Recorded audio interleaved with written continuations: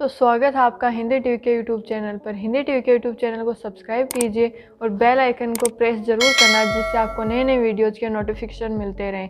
Video पसंद आए तो लाइक करना और कमेंट में हमें ज़रूर बताना कि वीडियो आपको कैसा लगा।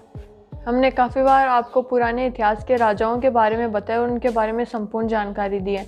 इस पर हमने वीडियो भी बनाया है, तो अगर आप देखना चाहते हैं तो उसकी लिंक आपको डिस्क्रिप्शन में मिल जाएगी, आप ज़रूर चेकआउट कीजिए उस वीडियो को।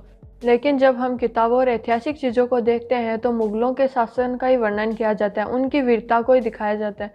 हिंदू राजा का कोई वर्णन वहाँ नहीं किया गया। तो इसी बात को ध्यान में रखते हुए आज आपको भारत के कुछ महान हिंदू राजाओं के बारे में बताएंगे, जिनके बारे में सुनकर आप भी अपने आप पर गर्व करेंगे, क्योंकि ये बात हमारी है, न कि विदेशों से आए लुटेरों की। हिंदू राजाओं ने भी काफ़ी अच्छे राजस्व स्थापना की है और प्रजा को मुगलों से ज़्यादा भली भांति संभाला है और अपनी प्रजा को सदैव प्रसन्न रखा है।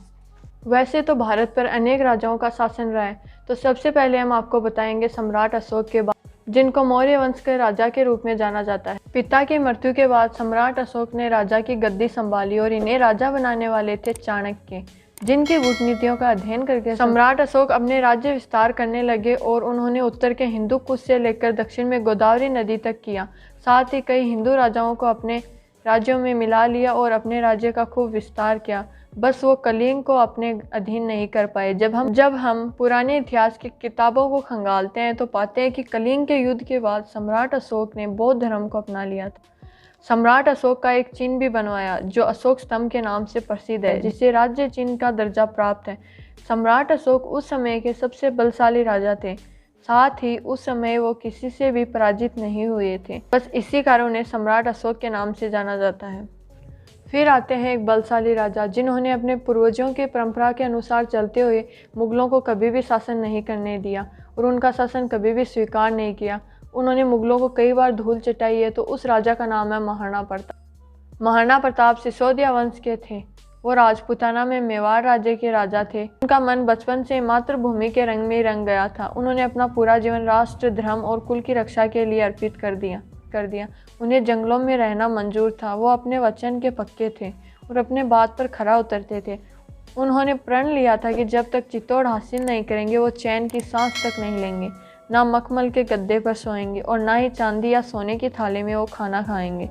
और उन्होंने संघर्ष करते उस वर्ण को अंजाम भी दिया। ये सारी कूटनीति और राज्य के प्रति प्रेम के विचारों का महाराणा प्रताप को उनकी माता ने सिखाया था। और हम अगले जिस राजा की बात करने वाले हैं, उनकी शिक्षा भी उनकी माँ से हासिल हुई है और जिस शिक्षा को पाकर वो अपने पूरे जीवन में प्रजा और वंश के महान राजा बनकर उभर कर आए, उस राजा का नाम है छत्रपति शिवाजी महाराज, जिनके बारे में पूरी जानकारी का एक वीडियो हमने बनाया भी है, वो आप ज़रूर चेकआउट कीजिए।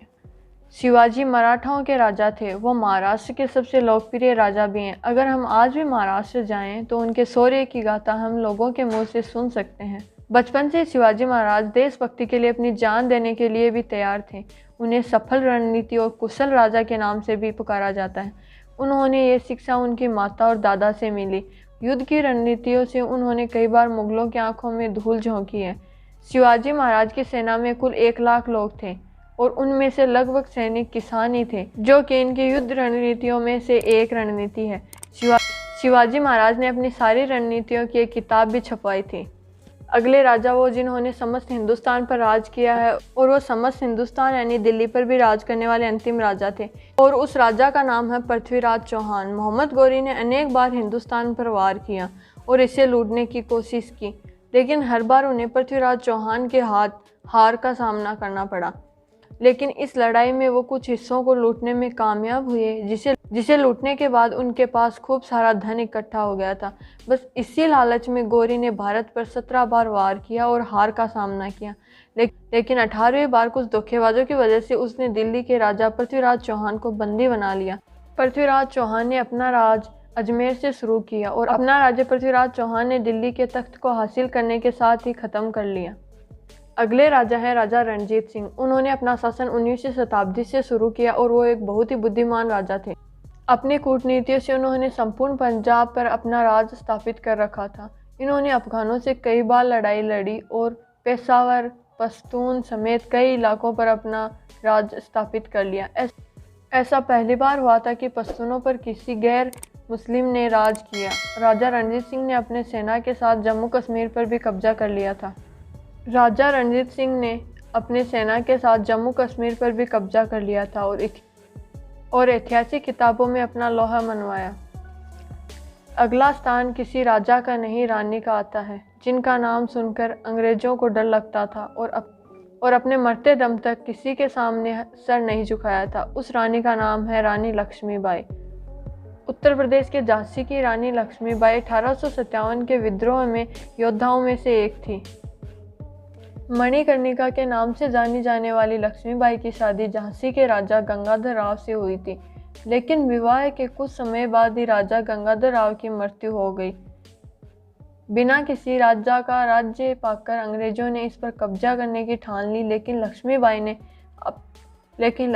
ने अपने मरते दम तक झांसी को किसी और के हाथ में नहीं जाने दिया और अनेक युद्धों में अंग्रेजों को धूल चटाई।